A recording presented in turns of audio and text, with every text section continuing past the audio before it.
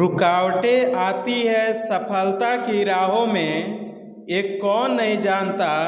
कहते हैं रुकावटें आती है सफलता की राहों में, एक कौन नहीं जानता, फिर भी वह मंजिल पा ही लेता है जो कभी हार नहीं मानता। हेलो दोस्तों, स्वागत है आप सबों का अपना यूट्यूब चैनल सक्सेस पॉइंट में। मैं हूं मुन्ना। जैसा कि आपको पता है कि हम मैट्रिक बोर्ड परीक्षा 2023 के लिए ऑब्जेक्टिव टेस्ट सीरीज की शुरुआत कर दिए हैं, जिसमें ज्योग्राफी का 8 पार्ट, हिंदी का 2 पार्ट एवं इकोनॉमिक्स का 2 पार्ट का वीडियो आप लोग देख चुके होंगे। अगर नहीं देखे हैं तो देख लेंगे, उसका लिंक हम डिस्क्रिप्शन में दे दिए हैं, आप वहां से देख सकते हैं। या हमारे चैनल पे ज्योग्राफी, हिंदी एवं इकोनॉमिक्स क्लास 10th के नाम से एक प्लेलिस्ट बना हुआ है, वहां पर आपको ये सारी वीडियो मिल जाएगी, आप वहां से भी देख सकते हैं। अगर एक बार इस सीरीज को देख लेते हैं तो आपको ऑब्जेक्टिव के लिए कोई भी दूसरा बुक पढ़ने की ज़रूरत नहीं पड़ेगी। तो आइए बिना देरी किए हुए वीडियो को स्टार्ट करते हैं।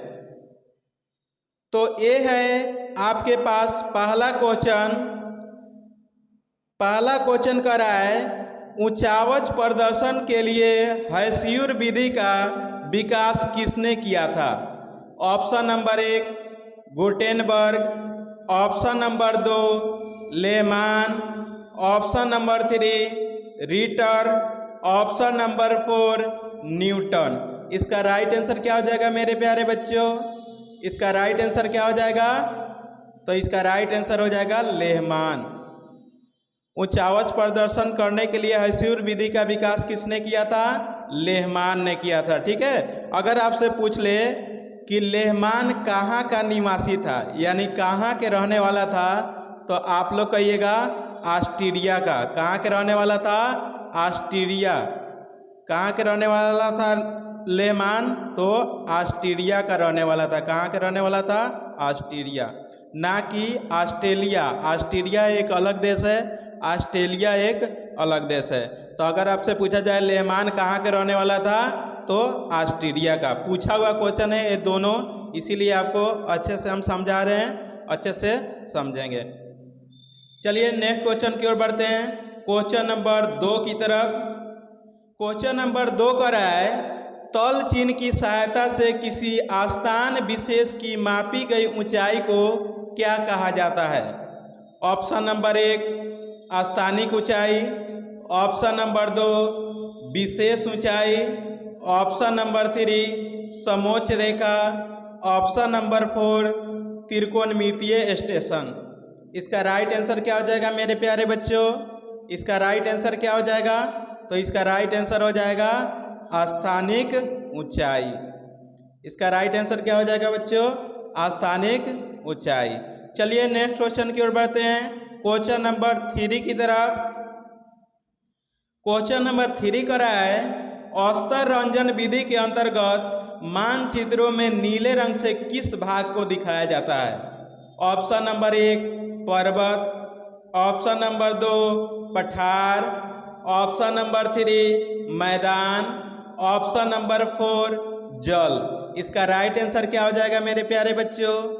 इसका राइट आंसर क्या हो जाएगा? तो जल।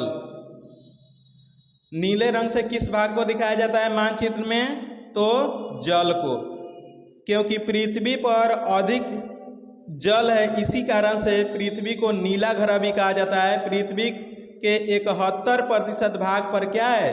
जल है। ठीक है, और 29% भाग पर क्या है? अस्थल है। और मात्र अभी का पूछा जाए कि वर्तमान में पीने लायक जल कितना है, तो मात्र अभी कितना है? 1%। ठीक है, चलिए इसको समझने के लिए हम एक फिगर को देख लेते हैं। यहाँ पर नीला भाग को जितना दिखाया गया है, यहाँ पर ये सब क्या है? पानी है। ये सब क्या है? पानी है, जल है। ठीक है, चलिए नेक्स्ट क्वेश्चन की ओर बढ़ते हैं, क्वेश्चन नंबर 4 की तरफ। क्वेश्चन नंबर 4 का रहा है, छोटी महीन एवं खंडित रेखाओं को ढाल की दिशा में खींचकर ऊंचावच प्रदर्शन की विधि को क्या कहा जाता है? छोटी महीन एवं खंडित रेखाओं को ढाल की दिशा में खींचकर ऊंचावच प्रदर्शन की विधि को क्या कहा जाता है? ऑप्शन नंबर 1 अस्तर रंजन, ऑप्शन नंबर 2 पर्वतीय छायाकरण, ऑप्शन नंबर 3 हैस्यूर विधि, ऑप्शन नंबर 4 तल चिन्ह। तो इसका राइट आंसर क्या हो जाएगा मेरे प्यारे बच्चों? इसका राइट आंसर क्या हो जाएगा? तो इसका राइट आंसर हो जाएगा हैस्यूर विधि। चलिए नेक्स्ट क्वेश्चन की ओर बढ़ते हैं, क्वेश्चन नंबर 5 की तरफ। क्वेश्चन नंबर 5 कर रहा है पर्वतीय छायाकरण विधि में भू आकृतियों पर किस दिशा से प्रकाश पड़ने की कल्पना की जाती है? ऑप्शन नंबर 1 उत्तर पूर्व से, ऑप्शन नंबर 2 पूरब दक्षिण से, ऑप्शन नंबर 3 उत्तर पश्चिम से, ऑप्शन नंबर 4 दक्षिण पश्चिम से। इसका राइट आंसर क्या हो जाएगा मेरे प्यारे बच्चों? तो इसका राइट आंसर हो जाएगा उत्तर पश्चिम से। किस दिशा से प्रकाश पड़ने की कल्पना की जाती है? तो उत्तर पश्चिम से। ठीक है, चलिए नेक्स्ट क्वेश्चन की ओर बढ़ते हैं, क्वेश्चन नंबर 6 की तरफ। क्वेश्चन नंबर 6 कर रहा है मानचित्र पर समोच्च रेखाओं को किस रंग से प्रदर्शित किया जाता है? ऑप्शन नंबर 1 काला, ऑप्शन नंबर 2 बैंगनी, ऑप्शन नंबर 3 बादामी, ऑप्शन नंबर 4 पीला। इसका राइट आंसर क्या हो जाएगा मेरे प्यारे बच्चों? इसका राइट आंसर क्या हो जाएगा? तो बादामी रंग से। ठीक है ना, मानचित्र पर समोच्च रेखाओं को किस रंग से दिखाया जाता है? बादामी रंग से। चलिए नेक्स्ट क्वेश्चन की ओर बढ़ते हैं, क्वेश्चन नंबर 7 की तरफ। क्वेश्चन नंबर 7 कर रहा है हैस्यूर विधि में ढालू हिस्सा कैसा दिखाई देता है? ऑप्शन नंबर 1 काला, ऑप्शन नंबर 2 बैंगनी, ऑप्शन नंबर 3 बादामी, ऑप्शन नंबर 4 पीला। तो इसका राइट आंसर क्या हो जाएगा मेरे प्यारे बच्चों? तो इसका राइट आंसर हो जाएगा काला। हैस्यूर विधि में ढालू हिस्से को कैसा दिखाई देता है? तो वह काला। जितना आपको गड्ढा रहेगा उतना ही वह क्या दिखाई देगा? काला दिखाई देगा। ठीक है ना, तो ढालू हिस्सा को किस रंग से दिखाया जाता है? काला रंग से। चलिए नेक्स्ट क्वेश्चन की ओर बढ़ते हैं, क्वेश्चन नंबर 8 की तरफ।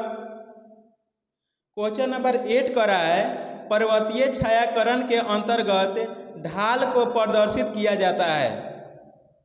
ऑप्शन नंबर 1 गहरी आभा से, ऑप्शन नंबर 2 हल्की आभा से, ऑप्शन नंबर 3 खाली छोड़कर, ऑप्शन नंबर 4 समतल रेखाओं से। तो इसका राइट आंसर क्या हो जाएगा मेरे प्यारे बच्चों?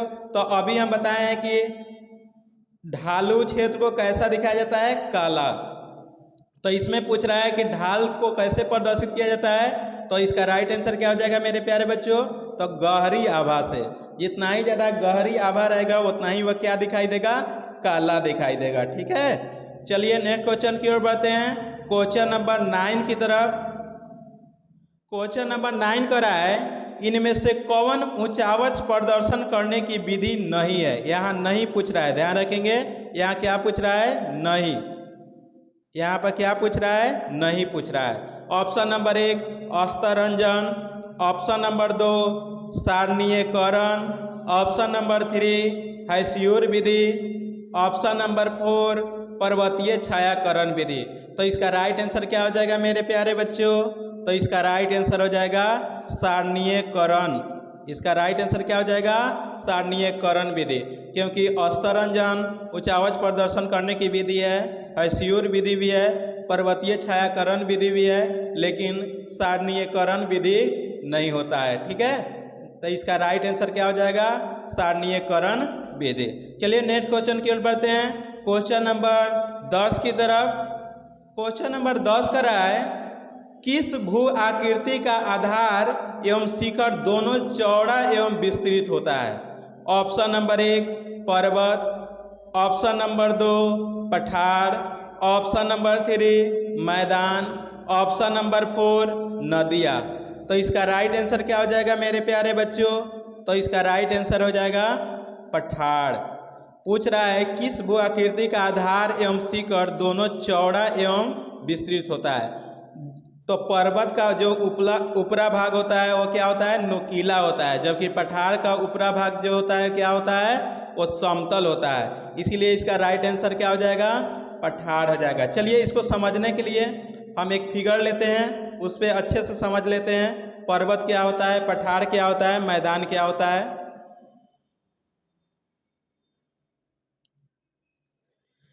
चलिए तो इसको देखते हैं। पर्वत जो होता है इसका ऊपरी भाग क्या होता है, नुकीला होता है। जैसे आपको यहाँ पर दिखाई दे रहा होगा, पर्वत का ऊपरी भाग क्या है, नुकीला है, ठीक है, इधर जाएगा और ये कैसा है, नुकीला है। जबकि पठार का जो ऊपरी भाग देखिएगा तो ये क्या ऐसा दिखाई देगा, समतल दिखाई देगा, ठीक है। इसका जो आधार है वो भी चौड़ा है और जो इसका शीर्ष भाग है वो भी क्या है, चौड़ा है। जबकि पर्वत का ऊपरी भाग क्या है, नुकीला है। आधार इसका चौड़ा है और ऊपरी भाग क्या है, नुकीला है, और ये आसपास से क्या है, ऊंचा है। जो पर्वत जो होता है वो आसपास से ऊंचा रहता है, इससे छोटा आपका क्या होगा, पठार होगा। इसका ऊपरी भाग और निचली भाग दोनों क्या होगा, समतल होगा। जबकि मैदान क्या होता है, आपका पूरा समतल होता है। मैदान कैसा होता है, समतल होता है। जिसमें हम लोग खेती बाड़ी करते हैं वो कैसा होता है, मैदान। गेहूं का जैसे यहाँ पर देख लीजिए लगा हुआ है बाली, ठीक है। चलिए उम्मीद कर रहे होंगे कि अच्छे से आप समझ गए होंगे पर्वत, पठार और मैदान को। पर्वत का ऊपरी भाग क्या होगा, नुकीला होगा, और पठार का क्या होगा, समतल होगा, और जो मैदान होगा वो पूरी तरह से समतल होगा। चलिए नेक्स्ट क्वेश्चन की ओर चलते हैं, क्वेश्चन नंबर 11 की तरफ। क्वेश्चन नंबर 11 की तरफ हम लोग बढ़ते हैं। क्वेश्चन नंबर 11 कर रहा है, नक्शे पर जलीय भाग को किस रंग से दिखाया जाता है। ऑप्शन नंबर 1 काला, ऑप्शन नंबर 2 लाल, ऑप्शन नंबर 3 भूरा, ऑप्शन नंबर 4 नीला। तो इसका राइट आंसर क्या हो जाएगा मेरे प्यारे बच्चों, जल को किस रंग से दिखाया जाता है, तो वह नीला रंग से दिखाया जाता है। नक्शे पर जलीय भाग को किस रंग से दिखाया जाता है, नीला रंग से। अभी हम नक्शा में दिखाए हुए थे आपको कुछ देर पहले, चलिए फिर से एक बार देख लेते हैं। नक्शे में ये सारा जो भाग है वो किस रंग का है, वह आपको जलीय भाग को किस रंग से दिखाया गया है, तो वह नीला रंग से दिखाया गया है। ये सब क्या है, जल है। जितना नीला दिखाई दे रहा है ये सब क्या है, जल है, और ये जितना आपको दिखाई दे रहा है सब क्या है, स्थल है, ठीक है। चलिए नेक्स्ट क्वेश्चन की ओर बढ़ते हैं, क्वेश्चन नंबर 12 की तरफ। क्वेश्चन नंबर 12 कर रहा है, ज्वालामुखी से यदि कोई पहाड़ी बनी हो तो वह किस प्रकार दिखाई देती है। ऑप्शन नंबर 1 गोलाकार, ऑप्शन नंबर 2 बेलनाकार, ऑप्शन नंबर 3 शंकुनुमा, ऑप्शन नंबर 4 आयताकार। तो इसका राइट आंसर क्या हो जाएगा मेरे प्यारे बच्चों, ज्वालामुखी जब फट के भूमि से निकलता है तो वह किस आकृति में बन जाता है, तो वह शंकुनुमा हो जाता है। किस प्रकार की होती है, शंकुनुमा, ठीक है। चलिए नेक्स्ट क्वेश्चन की ओर बढ़ते हैं, क्वेश्चन नंबर 13 की तरफ। क्वेश्चन नंबर 13 का रहा है, समुद्र की सतह के समानांतर समान ऊंचाई वाले स्थानों को मिलाने वाली रेखा को क्या कहते हैं। ऑप्शन नंबर 1 तल रेखा, ऑप्शन नंबर 2 समोच्च रेखा, ऑप्शन नंबर 3 अस्तरंजन रेखा, ऑप्शन नंबर 4 रेखा चिन्ह। इसका राइट आंसर क्या हो जाएगा मेरे प्यारे बच्चों, इसका राइट आंसर क्या हो जाएगा, तो इसका राइट आंसर हो जाएगा समोच्च रेखा। समुद्र की सतह के समानांतर समान ऊंचाई वाले स्थानों को मिलाने वाली रेखा को क्या कहते हैं, तो समोच्च रेखा कहते हैं। चलिए नेक्स्ट क्वेश्चन की ओर बढ़ते हैं, क्वेश्चन नंबर 14 की तरफ। क्वेश्चन नंबर 14 का रहा है, वह कौन सी भू आकृति है जिसका आधार काफी चौड़ा तथा शिखर काफी पतला एवं नुकीला होता है। तो अभी हम आपको बताए हैं कि वह कौन सा आकृति है जिसका जो आधार होगा वो चौड़ा होगा और ऊपरी जो भाग होगा वो नुकीला होगा। ऑप्शन नंबर 1 पठार, ऑप्शन नंबर 2 पर्वत, ऑप्शन नंबर 3 जलप्रपात, ऑप्शन नंबर 4 इनमें से कोई नहीं। इसका राइट आंसर क्या हो जाएगा बच्चों? अभी अगर आप ध्यान से सुने होंगे उस फिगर को तो जरूर इसका आंसर आपको दिमाग में आ गया होगा।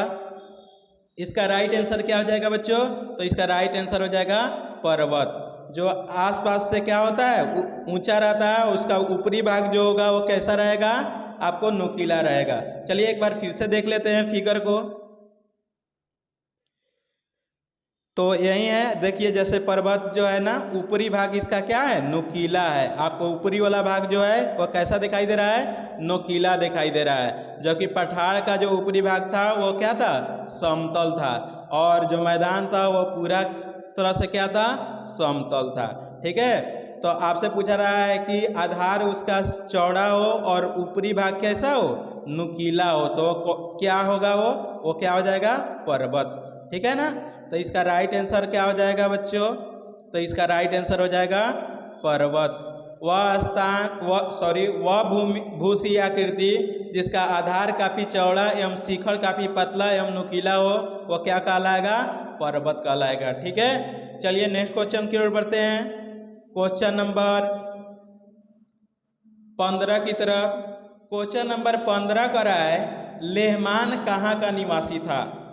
लेहमान कहाँ का निवासी था जिन्होंने हैस्यूर विधि का प्रतिपादन किया था? Option number 1 Sri Lanka, option number 2 Bharat, option number 3 America, option number 4 Australia. तो इसका राइट आंसर क्या हो जाएगा मेरे प्यारे बच्चों? आप लोग को इसका राइट आंसर कमेंट करके बताना है कि इसका राइट आंसर क्या हो जाएगा। आप लोग को इसका राइट आंसर कमेंट बॉक्स में लिखकर बताना है, क्योंकि हम पहले ही भी बता दिए हैं इसका आंसर।